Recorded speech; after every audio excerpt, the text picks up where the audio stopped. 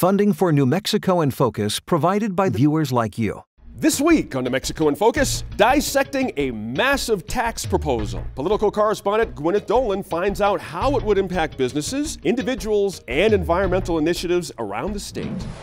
We want to be able to put money back into the pockets of hardworking New Mexicans. And then we also want to make people accountable for the taxes that they maybe have been enjoying for a little bit too long in the state. And as deadlines for hunting applications approach, the director of the New Mexico Wildlife Federation says the system needs some adjustments. New Mexico in Focus starts now. Thanks for joining us this week. I'm your host, Gene Grant. Housing has been a very public issue recently in Albuquerque, and a recent decision from City Council marks another victory for landlords. In less than 15 minutes, our Line Opinion panel examines the failed tenant protection bill and some statewide legislation that hasn't made it off the ground. In the second half of our show, we look into a new crime bill that's received nearly unanimous bipartisan approval. Our Line Opinion panelists and I discuss how the proposed bill would change the way prosecutors can charge repeat offenders. But we begin inside the Roundhouse with New Mexico in Focus political correspondent Gwyneth Dolan. Monday, the House Taxation and Revenue Committee sent a wide-ranging tax package to the full chamber. This week, Gwyneth tracked down the chair of that committee to understand what's inside. Representative Lente, thank you so much for talking to us today about taxes. Thank you for the interest in wanting to talk about taxes. All right. What are the overall goals of the package that your committee passed this week? The goals of the committee's tax package for this year is one that we want to help working families out in New Mexico. We want to be able to put money back into the pockets of hardworking New Mexicans. We want to be able to lower taxes where applicable. And then we also want to make people accountable for the taxes that they maybe have been enjoying for a little bit too long in the state. So that last part I wanted to ask you about. The plan would raise the personal income tax rate on the highest earners. With this big budget surplus, why bother raising? That's a good question, and we thought about that a lot. During a surplus like this, it's not about trying to raise taxes to make a point. The point is that we have right now, we've had a almost flat tax rate for a long time, and the focus is now to begin to create progressivity in this tax rate structure. And so at this point, we added two tax bracket structures for the top highest earners. And at this point, we're looking at probably affecting about 3% of New Mexicans that are those top bracket earners. So that if you make $150,000 plus as a single filer, you will probably see at that $150,000 level, your tax increase about $2 a person. If you go up to $200,000, you may see a tax increase of about $600 to $700 for that person. Then if you go 300 plus, you will see a tax increase of about $1,200 for that person. Married filing jointly is a different animal in itself. So everybody that has an income combined of $250,000, $250,000 and less, will see a tax reduction. Those that are above that will see a tax increase, again, of about maybe for $250,000, I think the amount is about $600.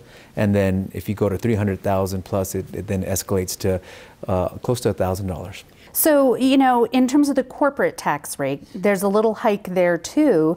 And, businesses were really crushed by COVID. Is this the right time to raise taxes on businesses? That proposal was one done by Representative Jason Harper, a Republican ranking member here in our committee, and he felt that the flat tax rate of a 5.9% was in fact the way to go. And so in supporting all our members on the committee, I made it a point to make sure that he felt included in the package, and that was his proposal, and we're going to go with that. And there's a decrease in the amount of tax that we pay on stuff we buy and services, the gross receipts tax. When you look at the gross receipts tax, the deduction of 1/4% last year in last legislative session, in addition to if we can get this package through of 0.5%, that's 3/4% of a reduction in our GRT rate for this state, which does far more than any pyramiding or taking away of the pyramiding would ever do. You'll see more for working families in our state that are running down to the local grocery store to pick up a gallon of milk, or maybe buy school supplies or whatever it might be. So those types of reductions are, in this case, bold initiatives in a time where we need to have bold bold ideas to create the state opportunities to move forward. You said pyramiding, so I'm going to follow up on it. So what we're talking about is things being taxed at several levels so that by the time the consumer is paying for something, they're effectively paying a bunch more tax on something. I understand that Albuquerque and Santa Fe fought this really hard because they were worried about losing money from those taxes. Right. But is it a good idea? You know, the concept is understandable, and I think in terms of a small business that maybe does not have that in-house attorney or doesn't have that in-house accountant that has to go and shop that around, it could help them absolutely. There's no question about it. But when you look at the funding reduction that in Albuquerque or Santa Fe or any point in between in the small towns and small cities that had a line out this room, when they heard about how it would affect their bottom line, was something that I asked the sponsor, again, Jason Harper, ranking member Republican from this committee, to say, if you can work with these communities and find them and get them on board so they can appreciate what you're trying to do, then I think at that point we can include it in this tax package. And I worked with him shoulder to shoulder to a point where at the 11th hour, I called him up and said, what's the status? You know, we should probably call it a day because it sounds like they're not coming to the table. And so the concern was for those counties and those municipalities that them having millions of dollars taken away means that they'll have less of a police force. They'll have less of an opportunity to provide social services for their community members. And so the list goes on. And so, you know, we have to do things and try to balance the situation the best way we know that we can. And so the reduction of the GRT, I think, by far takes into account an appreciation for our small businesses and helps to create less of a burden for them. But we had to listen to our communities as well, knowing that, you know, if crime plagues our communities, we want to make sure that we have that extra policeman or policewoman, that we don't lose them to a GRT reduction. Camila Feibelman, thank you so much for being with us today. The House Tax Committee this week passed a big old package of a zillion different elements, but several of them are climate related, and you're following those. What's in there? Well, first of all, I mean, Democratic leadership in the House and the chairman, Lente, made sure that all three of the climate-related House tax bills made it into the package. So that's incentives for purchasing electric vehicles, for doing home, commercial, or industrial storage of renewable energy. So especially the EV bill is really good for middle to low income families, because if you are within a certain income level, you can get $4,000 off of your electric vehicle. It comes back to you in cash if your tax bill isn't high enough, and you can combine it with the $7,500 tax credit that's available federally to really take a big chunk off of an electric vehicle, improving your own air quality, your community's air quality, but also saving you money at the gas pump every day. There's also an element that would incentivize energy storage systems. What does that mean? That's right. Well, there are two bills, and it deals with it in three different ways. So if you have solar panels at your house, you could get a tax incentive to have a battery. Or if you're at a commercial facility, like let's say an ag facility, then you could get a battery to store that energy for later when there's no sun out and to use it later. But there's a third bill that also applies some of the tax credits that the solar industry has to the industrial storage industry, so that, you know, the sun shines during the day, you capture that in a battery and you deploy it at a time when there's less sunlight. There's only about a week left. How confident are you about making it over the finish line with these? Well, I think just given that three of the bills alone are in the House tax package, they have to pass the House floor, that the Senate will follow suit with that leadership. You know, there are also many other bills that need appropriations in the budget and some policy bills that still have to get over the finish line. We're hoping that on day 60 that we can say we made good progress for the climate here at the Roundhouse, especially after a summer of ferocious fires, terrible floods, and families that are still suffering the effects of global climate change. It is here now. It is a disaster, and it's affecting real families. And if the people in this House don't do anything about it, we leave ourselves that much more exposed.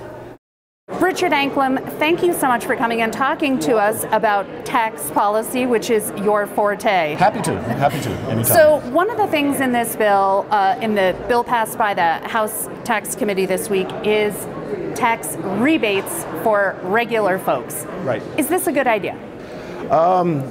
It's an expedient way to get rid of some excess cash that the state has that they don't know that they can, bake into the budget and have to spend in future years.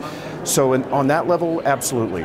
Could the money be better spent? If you could save some nuns and orphans somewhere with it, yes, absolutely.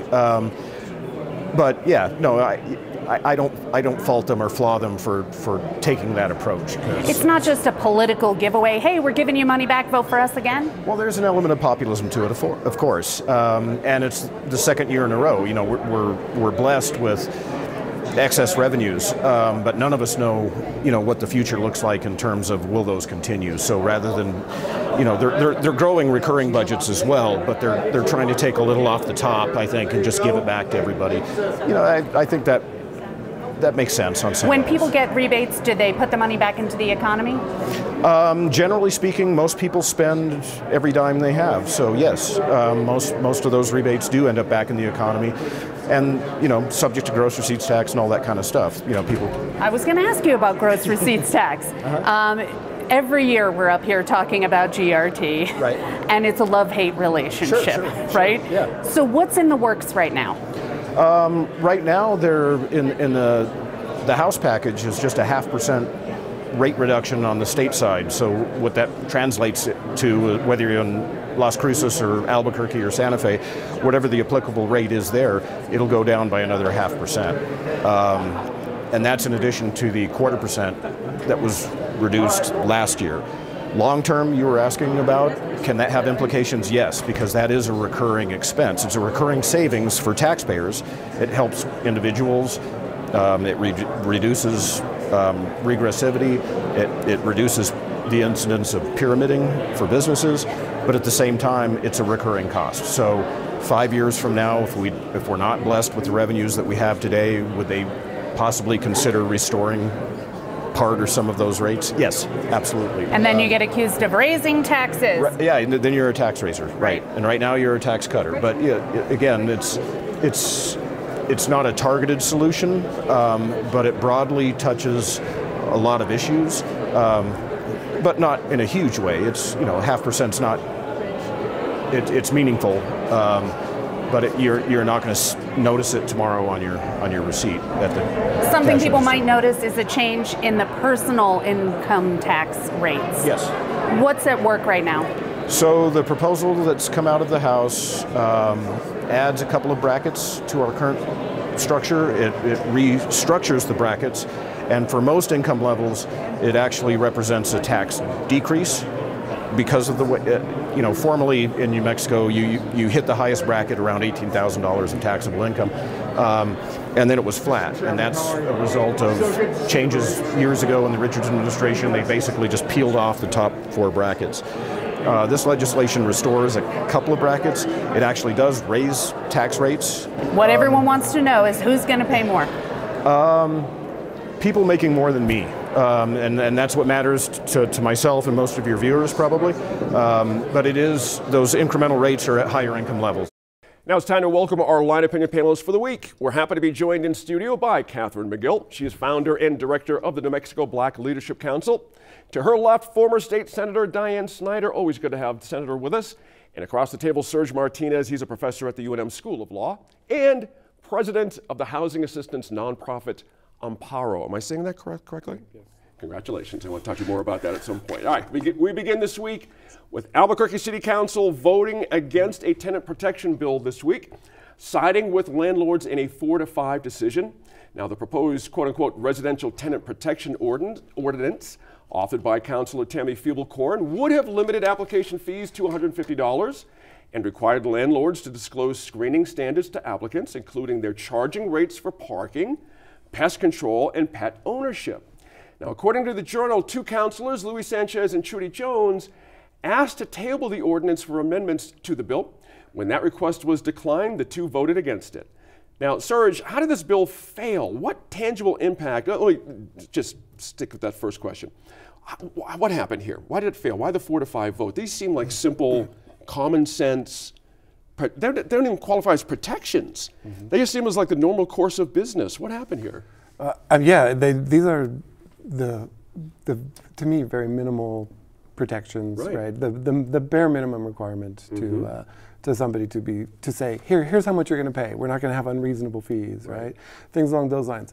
I mean, look, it's not just this. All the things that have to do with helping tenants in New Mexico are laying clear, making it pretty clear that there's a really strong voice saying tenants don't matter, they can't matter, right? And even the teeniest bit of regulation or watching over this is going to bring down catastrophes the likes of which we've never seen, and cataclysms, of it was close epic to that proportions. By some of the folks that were opposed. That kind of language, that cataclysmic. Right, and I mean, I don't think anyone actually buys that, but it gives you something to hang your hat on, right? And to say, yes, this is right. And there's this constant drum of any regulation will make sure nobody ever builds a house again in New Mexico. Any regulation will drive everybody out of business. And frankly, if your business is such that you cannot give receipts, that you cannot disclose the fees that you're charging, then maybe you're operating a little bit too close to the margins as well.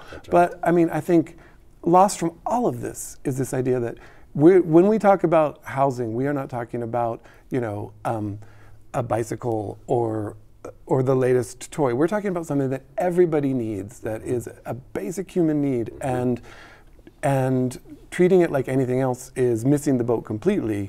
But yeah, as a practical matter, it is this idea that we are one regulation away from every dwelling in Albuquerque disappearing and no one ever coming here again. That's right. And everybody losing their businesses. That's interesting. Kathy, I'm interested in your take on this, but the mayor has come out and said these were just conservative safeguards, which is a pretty, I would say a pretty accurate description of what I'm reading here. Is the mayor wrong here? And how did you take the vote when you saw this? Well, I would, say that the bill falls under the category of something is better than nothing. These are simple contract law. If Gene, you gave me $1,000 and you said, Kathy, can I get a receipt? No, you gotta have a receipt. What would you say? I'm not gonna do business with you. I can't get a receipt. So, business transactions say that we have a right to get a receipt. I can waive it. I can say, that's okay, Gene, I trust you. You don't have to give me a receipt. But you should give me a receipt. And I want people to read the legislation. Read it, and I think don't take my word for it. Go read it and say, well, yeah. If I apply for an apartment and I paid you $150 and you don't process my application, I want my money back. That's right. That's all it is. Why is that unreasonable? So you tell me. Senator, you tell me why that's unreasonable. How do landlords get to keep that $150 for the application and they don't even look at the application and keep the $150? I don't understand. So if it was 25 cents, if I gave you 2 cents. That's right. And you said you're going to do something for me and you don't do it, That's right. I want my money back. That's right. That's exactly right. And believe me, Kathy McGill, I'm going to come and You're say, Gene, I want my money back. That's right. I love it. Interesting. Your thoughts on this? Was this going too far for you when you read the ordinance? Truthfully, no. Okay. I confess I haven't read the whole bill, but to me the one that struck me the most was not disclosing the additional fees. Right. I mean, didn't we even make it now where hospitals and doctors have to do that so that you can do some shopping and stuff? So if I'm shopping for my health care, then because I want to know, my budget may be that I can pay $1,000 for rent, but I've determined that I can only pay $250 or whatever for all my utilities and parking. Since when, if you're going to charge me for parking, I want it inside, covered, and all those kinds of things. But I want to know what I'm. Electric charger. That's yeah, right. what I'm or electric charger. That's right.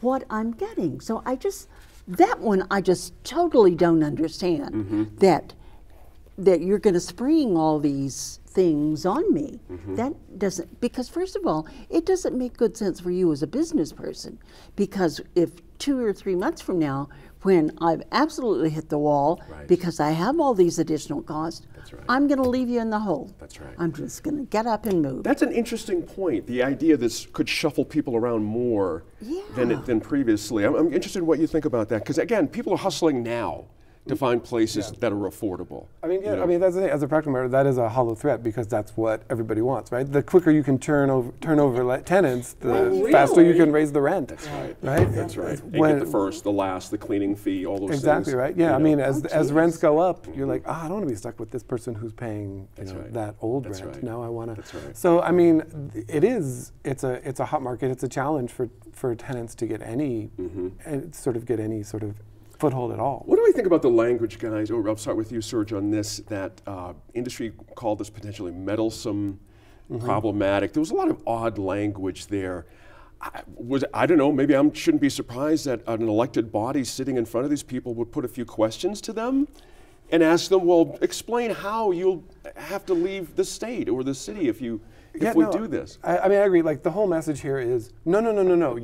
You cannot put any regulation on us. We have the right to operate in this unfettered market. That's what it sounds like now. And I mean, that's not what a government is supposed to do, right? It's supposed to actually protect the people who are in need of protection and who make up the community that we're part of. That's right. And to sort of, it's, to me, just beyond understanding why the very idea of having some common sense protections and safeguards for some of the most vulnerable. I mean, we know that these are the poorest people, that they are disproportionately people of color, right? That that are in the rental market, and the fact that we're saying no, even the lightest bit of protection or regulation is too much. It's going to cause this whole industry collapses. I mean, it's a hollow threat, but it is clearly effective. Right. Haven't we, just quickly, haven't we over the years, we being any elected official, given the industry certain advantages? So, okay, stay with me here. Okay, so you've got two entities. They've been getting all the strawberries, and here they're saying we'd like a cherry or two or an apple or something. It just seems like, to say that the elected officials are meddling. Right. Well, you didn't think they were meddling when you were helping. They were helping you. That's right. So I don't know. Do you not hear a green light to landlords? Could you imagine the hoopla in landlord world right now? I mean, my anticipation is fees are actually going to go up. For these things. And they're like, hey, come for me. That's right. Because I'm going to show you that we are untouchable. Right. And what I was told was that, we're going to spend $1 million. And if you've seen any of the ads from Casa NM, and I decided I would call that, that hotline to see what I get. I got an answering service. And they said someone would call me back. No one ever did. Wow. I got an email and a text where housing was misspelled. It was spelled HOURSING. I can prove it if you guys want to see it, and I could not make that up. So they're like, this is as disingenuous as it can get. Yes. And as we say in the hood, we have to call a thing a thing. And what this is, we believe if we give an inch, it's going to get us closer to rent stabilization and rent control. So we're going to show you that we're not going to give an inch, and I tell you that it is the duty of the public body to correct this, and they did not do it, which means that they did not do their jobs. I think you just hit it. I think this is all a big offensive front for what they're afraid of that's out there right now. And don't forget, guys, similar bills protect renters and tenants statewide have died this year in the roundhouse. I mean, we've got Senate Bill 99, which would have allowed cities, towns, and counties to limit rent increases. Senator, I'm curious, was that appropriate to let that one go? Is that something maybe a little too far for you, having Santa Fe determine for municipalities what they can do with their rental properties? I don't know. I think of that in two ways. One is, I think most often it is better to have the same rules and regs and taxes across the board, the whole state.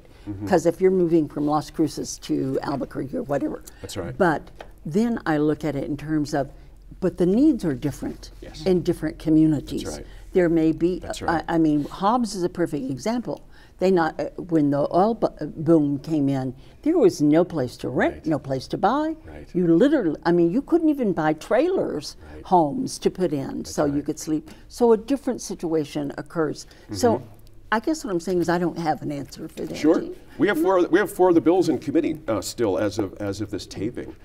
Your sense of your optimism about housing bills right now. Is there a trend you're seeing here that we're going to have to? I mean, the trend is, everyone in Santa Fe is talking about housing. We need to do housing, but all the bills are getting tabled, dying. There's still some left, right? And this is the third year in a row they've been talking about making some changes to the timing for eviction court to proceed and a couple things like that. That I think there's still some hope that might go somewhere. But yeah, the message is that housing is really important, but this isn't the one. So therefore, we're not going to do this, right? And we're going to end up doing nothing. About 30% of us here rent statewide. This has serious issues. I'm telling you, this is going to come up again because I'm hearing, just an opinion, I'm hearing a front here, an offensive front, that landlords and property owners have decided this is a time to get organized because people are getting organized. So, it's just interesting.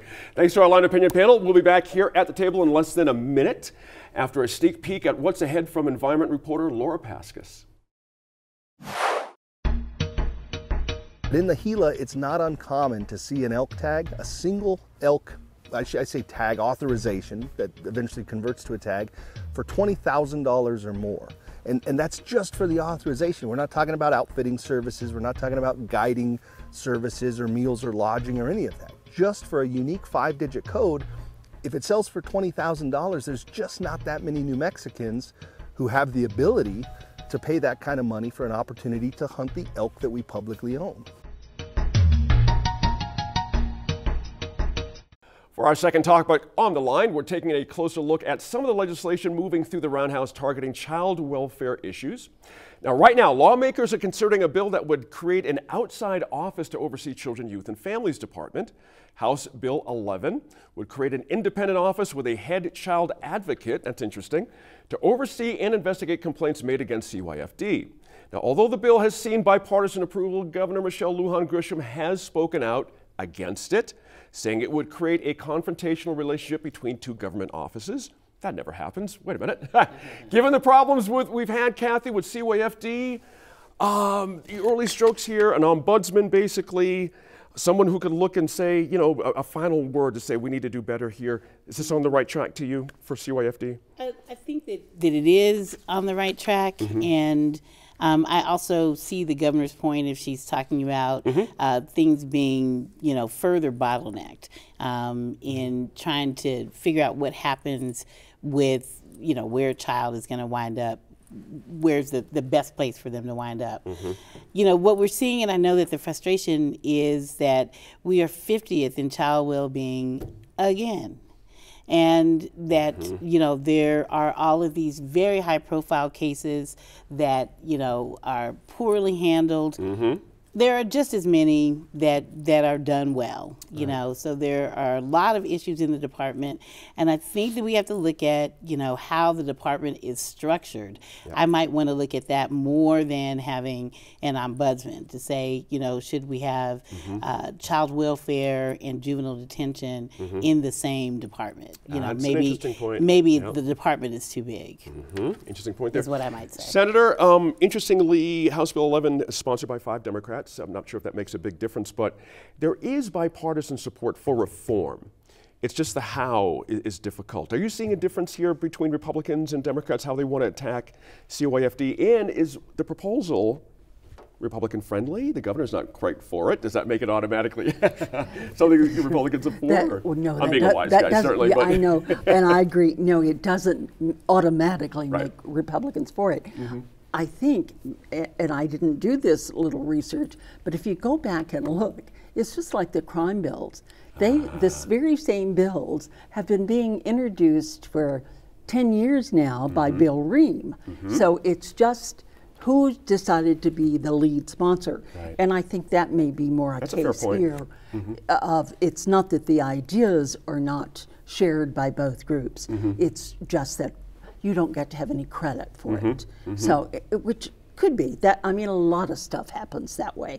But the main thing I think is that they all recognize how disastrous this department is. And I think about it, I think about Mrs. King, Alice King, who helped put this together.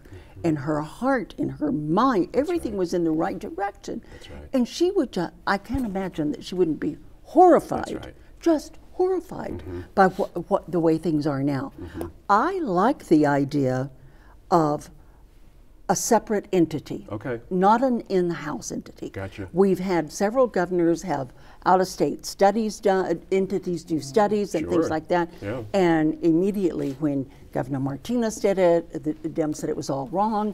When Mr. Richardson did it, the R said it was all wrong. Right. And the so year of the child, right? yeah, That's right. oh yeah, we've done that so often that, but someone that's operating, and as I recall, this would be within the Attorney General's office, not in the department. Gotcha. So they don't have a vested interest in one side or the other. But you're the government person here. Does the governor have a point about two conflicting offices that way, even if it's No, no. I mean, there have been fights between departments for years. True. And there were great ones when anytime when a new cabinet position is created, there's that territorial, you're taking my responsibility. There's always that. We may be nicer than that in public, but no, that goes on all the time. Interesting. You're right. You're right, though. You're right. That it does not faze me. That's right. What's interesting about the person who overlooked this surge is Representative Tara Jaramillo. She's one of the co-sponsors. She told the Journal that 43 other states already have a similar independent office. 43. That's a pretty compelling number. We should just go there, right? I mean, Well, just because a lot of people are doing something doesn't make it a good thing. But yeah, it has been a reasonably successful model that's been implemented around the country.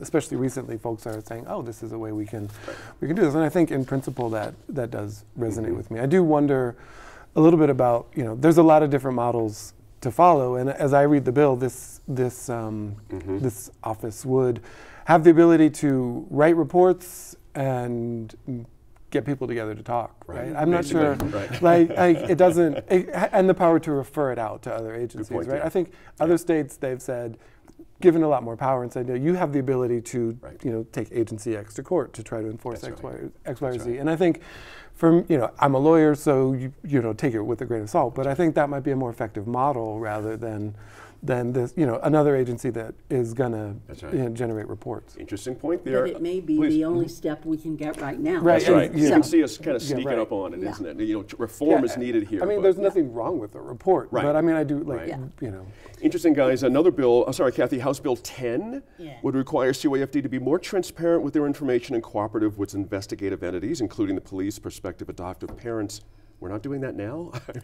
Once again, it's just one of those things. Common sense stuff, right? We need a bill for this? We need a bill for this. I wonder why we need a bill for it, and I think it goes back to how the department is run, and what are do we have the courage to say, that there are some things that are about how the department is administered, and I am going to just keep saying that this department is huge. Right. And I also don't want to deny the fact that, of course they're suffering, as many other organizations are suffering from staffing issues, and being able to hire good staff who are going to be able to be retained.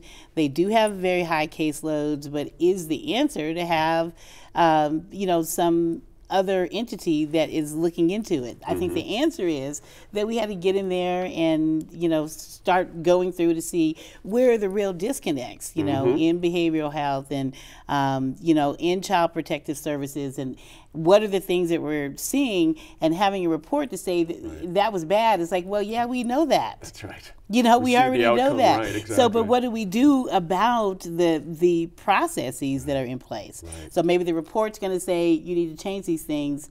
I think we already know that. I'm interested where the nexus is between law enforcement and where CYFD's mission is, guys, because at some point someone has to show up at the front door. And it's with someone with a badge and say, we need to rectify the situation, Senator. It's a huge difficulty, but I do have one last question. Again, and can I just say that there's an assessment that, where that individual who needs to show up at the door is going to say, yeah, I need to remove this child from the house. That's in the CARA business is a big part of that. Exactly right. We're down to crunch time. Is there enough time to get something like this involved done? I mean, this is another one of my pet peeves about a part-time legislature. This is very technical and involved. One of the things I'm very sure of, because I've seen it happen, both as a lobbyist and as a senator, is if the Speaker of the House and the President pro tem and Majority Leader in the Senate want it to happen, it'll happen. That's right. That's so right. it's a matter of will more than it is time. It's an interesting point. I think there is a lot of will, but somehow I don't know, it just doesn't feel like the will is quite there. So we'll have to think about that. Thank you once again to our line opinion panelists. We'll be back here at the table once more to talk about legislation aimed at cracking down on retail crime. That's a big issue here. But first, an assessment on hunting in our state. Here in New Mexico, wildlife species like deer and elk belong to the people, but are managed by the state. Now, some hunters say that the distribution of hunting authorizations, otherwise known as hunting tags, aren't fair to residents who depend upon the meat hunting yields. Not to mention time outside with family and friends. It takes a while to hunt sometimes. This week, Our Land's Laura Paskus talks with New Mexico Wildlife Federation Executive Director Jesse Dubell about those complaints and asks if there's a way to reform the state's game commission and insulate those decisions from politics.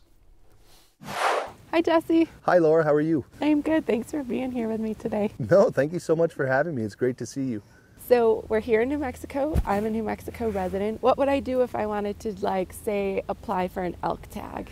If a New Mexican or a non-resident of New Mexico wants to hunt big game in New Mexico, you apply in the New Mexico Big Game Draw. That's administered by the New Mexico Department of Game and Fish. And an interested hunter can go on the department's website, fill the application out online. The deadline to do that is March 22nd. So the application period is currently open and it closes 5 p.m. March 22nd. Okay. And then what happens? Can I just do what I want? Well, after you apply, you've got to wait for the draw results, those long-awaited draw results. It takes about a month, and in the middle of April, the department will send out email notices, or individuals can go on their account, their customer account with New Mexico Department of Game and Fish to see their draw results. So just like New Mexico has red and green chili, when we go to the draw results, we want to see a lot of green, because green means you've drawn the tag, red means you were unsuccessful in that particular draw. Okay. And then there are some tags that the state reserves for private landowners, is that right? That's correct. So only, if we're talking about elk here, only 62% of all elk tags are actually included in the public draw. So New Mexico state statute says that in the public draw, New Mexico residents get 84% of the available tags. Non-residents without an outfitter get 6%. And those individuals who have a contract with an outfitter, they have 10% of the tags reserved for those applicants that could be resident or non-resident. But to answer your question, 38% of the tags for elk in particular are issued to private individuals, and those are transferable authorizations. So whoever receives those authorizations can then sell them to the highest bidder, they can give them away, they can do whatever they like with them. And then whoever ultimately has that authorization can convert it into a tag to hunt elk in New Mexico. These like private landowners who get access to tags, then they can sell those, right? And how much do those generally cost, and who gets those? Well, that's a good question. Most of the time those tags are being sold to non-residents of the state, and that's just because of economics. Residents have every opportunity to buy the tag just as a non-resident does, but in the Gila it's not uncommon to see an elk tag, a single elk, I say tag authorization that eventually converts to a tag, for $20,000 or more. And that's just for the authorization. We're not talking about outfitting services, we're not talking about guiding services or meals or lodging or any of that. Just for a unique 5-digit code, if it sells for $20,000, there's just not that many New Mexicans who have the ability to pay that kind of money for an opportunity to hunt the elk that we publicly own. Yeah, so let's talk about that a little bit. In as much as an animal can belong to people, but wildlife in New Mexico belong to New Mexicans, is that right? That's correct. The wildlife of the state are managed as a public trust resource, and some people might be offended by the term resource, as you just kind of alluded to.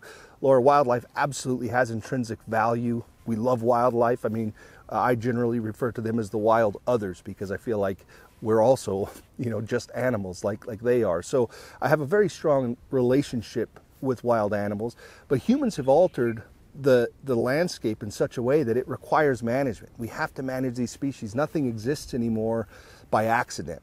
Wildlife is here because we want it to be here.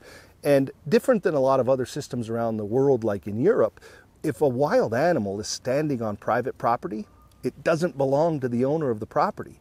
Wildlife belongs collectively to all of the residents of New Mexico, and we have a state game commission who should be acting as the trustees to the beneficiaries of the trust. The beneficiaries being the residents of New Mexico, the trustees being the game commission. Wildlife should be managed as a public trust resource. And are they in New Mexico? Well, that's arguable. I believe, going back to that 35% of opportunity being allocated, being granted to non-residents of the state, I think that's very disproportionate. I don't think the residents of New Mexico are seeing the type of management practices that are common across the West that really prioritizes the residents of the state as it relates to the management of the wildlife in the state. So I'm curious where hunting in general in New Mexico fits into the food security issue. Like, do most New Mexico hunters eat what they're harvesting? I would say, Laura, that's probably the number one motivating reason that most hunters in New Mexico hunt is to fill the freezer. That's certainly my primary reason. There's a lot of reasons. You love to be outside and commune with nature and spend time with friends and family, and all of those things are important. But filling the freezer is a top priority of every New Mexican hunter I know, and it's absolutely a food security issue. And that's one of the reasons that having 35% of our elk hunting opportunity going out of state is inappropriate, because that means 35% of the meat taken from elk off of our landscape is also going out of state. And from an average elk, I'm going to get about 200 pounds of lean, healthy, organic, sustainably harvested protein. And food security is a serious issue in New Mexico. The license fee increase bill that I just mentioned includes a provision that any New Mexican who qualifies for SNAP benefits, that's a state nutritional assistance program, will receive a 25% discount on their hunting and fishing license. And that's because we recognize that hunting is critical to many families when it comes to ensuring they have adequate food supply. We've talked about the New Mexico Department of Game and Fish. There's also the Game Commission, and I've been covering wildlife issues in New Mexico for decades. And it's a commission that there have been ups and downs and problems over administrations, but it does seem like right now the Game Commission is in somewhat of a crisis. What is happening? The commission is in shambles. That's a reality. And the New Mexico Wildlife Federation was critical in establishing the New Mexico State Game Commission back when Aldo Leopold was running the organization. So I'm certainly walking in some huge footsteps there. But the commission was created so that it could create insulation between wildlife management and politics. We need to manage wildlife based on science, not based on political motivations. Unfortunately, our current commission structure allows a governor to remove any commissioner at any time without cause. So as long as that structure's in place, we struggle with getting a game commission who can operate and make decisions independently of political pressures. There's also a bill in the state legislature, keep going back to politics here, but it's a game commission reform bill. It's House Bill 184, and it would make it so that if a commissioner was going to be removed, there would have to be just cause for removal. And a governor could make the recommendation, but that recommendation would then go to the Supreme Court justices in the state, and our state Supreme Court justices would make the decision as to whether or not removal was appropriate. That's, in my mind, the number one most important fix we can do to ensure that we don't find ourselves in a situation like we're in today, where our 7-person commission only has 3 commissioners, which means they can't even form a quorum, which means they're completely dysfunctional. I mean, they cannot function. I'm not using dysfunctional simply as an adjective, but as a descriptor of their inability to actually make a decision at this moment in time because they don't have enough commissioners. All right. Well, thanks, Jesse. Thanks for being here with me today. No, thank you, Laura. I really appreciate the invitation. It's always a pleasure to sit down and have conversations with you, and I really appreciate your thorough and accurate coverage of these important issues.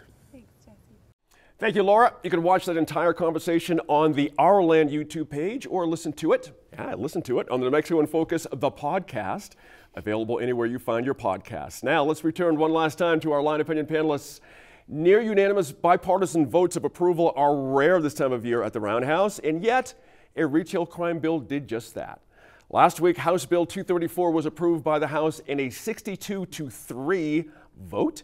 If approved by the Senate, the Robbery and Organized Retail Crime Bill would create and define organized retail crime as a new charge here in New Mexico.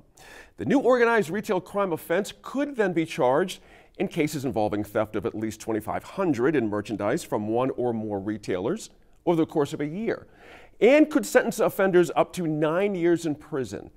Now, Serge, although this has yet to receive a Senate vote, is it safe to say this bill will receive the governor's or get on the governor's desk this month? But more importantly, what does this say about retail crime here in New Mexico and this, what we're trying to do here to stop this incredible wave of problem? It costs us a lot of money, retail crime. Gene, I'm not sure I agree with you, right? There's, just last month, the CEO of Walgreens in a big call said, you know what, maybe we were overstating the whole, retail crime, the shoplifting. There have been a few really high-profile things, videos, things that are, extremely violent. We actually have laws about that already that punish that, right? I think this is, I'm not saying it doesn't happen at all, but I think it's overblown. There's, whether it even is a thing is something that is hotly debated. It's certainly trendy. It's certainly something that has captured the public attention, and it is, if you want to show you're tough on crime, right? I mean, this is a great thing because it's very much in the news and high profile. And I've heard a lot of anecdotes, but seen not a ton of data. And what data I have has been not particularly convincing that this is, that the overall size of the problem, right? I know retail theft through the self-checkout at the grocery store, right, is more than is claimed through this. And so those are just accidents. Right. Just forgetful moment. A 2021 report, guys, from the Retail Industry Leaders Association. Total estimated economic impact of stolen sales in New Mexico add up to about $819 million. That's within, Senator, that's within hailing distance of $1 billion. It's a lot of money. I hear Serge's point, but we've got these smash and grab organized people driving retailers crazy. The inventory loss is a loss for them. The replacement is a cost to them. It's a major problem for retailers. How are you seeing this one? Installing locked areas for everyday kinds of purchases. Right. That's happening now, right? Two things. One is the Target closest to me now has, I think it's IPA is the name of the firm, that there are at least 3 officers there most of the time. Wow. In the parking lot and right as you come in the building, as you also have to exit. I was actually standing in line at my Walgreens a few weeks ago. A young man had just finished paying, and here comes another guy with big bags of stuff going out the front door. And the young man who had paid, the customer goes, I'm going to get, and the registration lady said, no, don't go, don't do anything because of the, and she told us they are instructed to not do anything because of the danger of hurting them. But I just look at it and I go, I can't even, they won't even have carts because people steal them all the time. And I'm just going, but we watch it. I work for, now we're cooking, and we're standing up and can watch out our front window. There is a young couple. Everybody looks young nowadays to me, but the young couple. And she changes clothes, and she goes over to the other retail stores across the complex and comes back with big shopping bags full of stuff. And she then changes clothes again, and that goes back over. And this goes on, for 3 or 4 hours. I don't think she's buying every one of those things. That's right. So we already have laws on the books about that kind of stuff, right? But they're misdemeanors. is misdemeanors are. I mean, I would not want to be charged with a misdemeanor. I'm not. I think but you certainly wouldn't want to be charged with a felony. Extra. No, right, but, extra, if you don't, ruin your life. I mean, right. These are, the target that you're talking about, right? Do they have self-checkout? Yeah. Can you go in and find someone who's actually working there? Right? It's hard. There's understaffing. Yes, but these places are understaffed. They've chosen to not do that, and then by making it a crime, make it a felony. Guess who then is enforcing your policies? The public, the police, right? You're escalating the violence, escalating increasing the cost to the public without having to pay workers, without having to install the police are in support of this because it gives them a tool to be able to use. A misdemeanor basically is nothing. Nothing happens to that person. Whereas if they make it a second-degree felony, then based on the amount of money, incarceration, I also want to say overcharging. I don't want to say that it's not an issue. Sure. There is an issue. If we have that kind of slippage over, in a year's time, that's an issue. Right. There are a whole bunch of other issues, and I agree with Serge that we already have laws on the books to handle these kind of things, and the speed and the willingness with which we're, able to go and get these kind of things passed. And I still am going to go back to housing, and we can't get anything done with housing. It becomes like, well, what was it that was so compelling about this on the part of Target, Walgreens, and Walmart that you had to come and say, well, we better do something about this? Yeah. Let me ask you this, guys. There's been other initiatives. It gets at Serge's point a second ago. We've got the New Mexico Organized Retail Crime Association, formed last fall. We've got the new Business Advisory Council for Crime Reduction, announced by the governor at the start of the session. And again, Serge, we've got these things coming from multiple angles, and it seems to work. If this is not the way, what is the way? I'm curious. Because again, for a retailer, this is a disaster. I mean, I've talked to lots of them over the last couple of years, and they're really in a panic about this. I mean, I think, first of all, understanding the actual scope of this, right? I mean, again, I'm not saying it doesn't have, that $819 million, that is not all people who are, smashing and grabbing. That is theft by employees. That is, theft by the self-checkout. That is, other sorts of things. Okay. So I'd like to know exactly what we're talking about. Sure. But, I think that the reason that people do this is, there are societal systemic issues that put people in this situation. I'm not saying everybody is doing this because they're not all Jean Valjean. Right. But I think there are, there's real underlying causes, and I think it's true. We have how many task forces now? How many task forces do we have trying to? We've had a bunch of years trying to create more housing, trying to make create stability. We think every problem can be solved the same way by more increasing the incarceration, making it a bigger crime. Guess what? If that worked, we would have the safest, best society in the world because we are wildly overlawed, over-criminalized. To Balderas saying, look, guys, this is organized syndicates. Right. And they're trading this stuff for guns. You know what I mean? It's not as if they're, stealing clothes to put on and look good on Central on Friday night. This is a serious problem. And to Albuquerque, we now have the Walmart closing. We're going to get San Mateo, as we all know, in Central. It's going to shut its doors. The city looks like it's going to buy it, and I'm really excited about that, Kathy. But, it had this reputation for years about crime and this and that and the other thing, and everyone assumed that's why it shut down.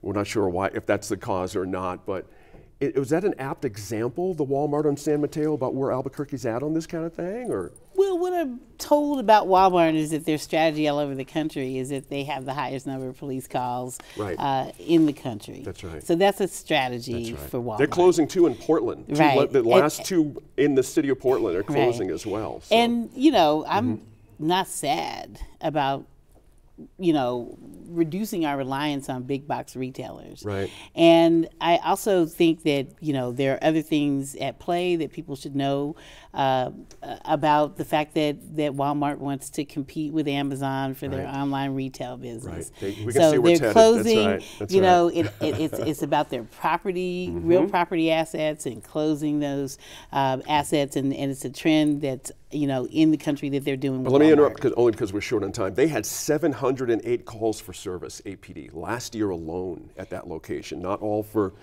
thieving and the stuff in the parking lot, assaults and things, but 708. Yeah. I mean, imagine It's if my APD neighborhood. doesn't have to deal with those 708 and do other things. That, you know, that's part of it as well.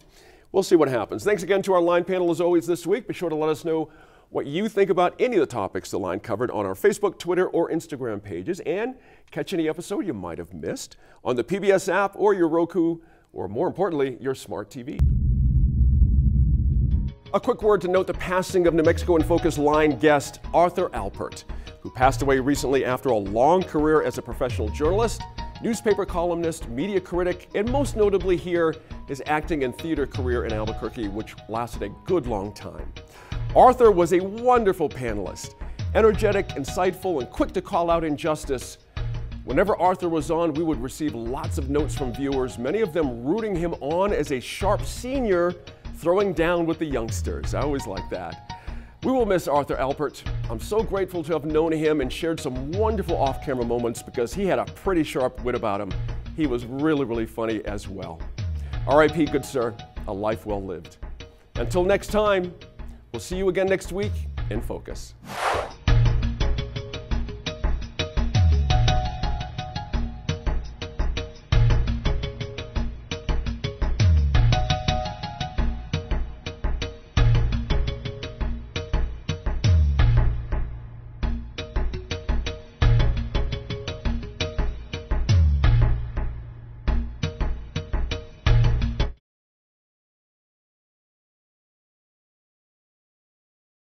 Funding for New Mexico in Focus provided by the viewers like you.